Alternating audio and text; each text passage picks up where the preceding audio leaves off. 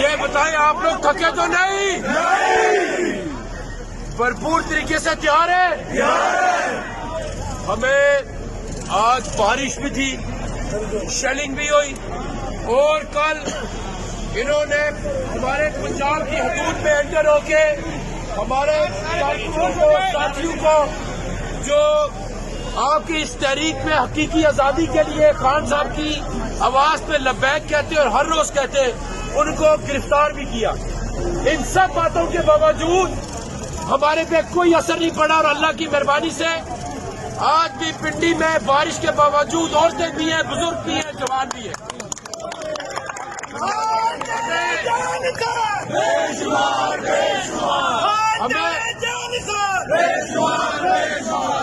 سب سے پہلے آپ یہ سمجھیں کہ آپ لوگ جہاد کے لیے نکلے،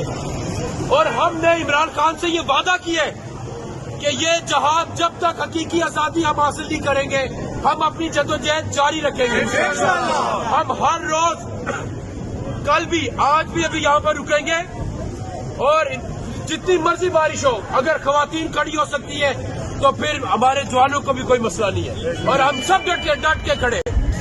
وہ پار راستے بند ہیں، فیض آباد کے راستے بند ہیں، فیض آباد کے راستے بند ہیں، اور یہ چوہا حکومت جو اسلام آباد میں بیٹھی ہے، یہ پار سے شیلنگ کر کے لوگوں کی طبیعت خراب کرا سکتی ہے، تکلیف دے سکتی ہے، لیکن کم از کم تحریک انصاف کو پسپا نہیں کر سکتی۔ اس لیے ہم لوگ پہرا دیں گے، خان کی آواز کا پہرا دیں گے، اور جو ہم نے وعدہ کیا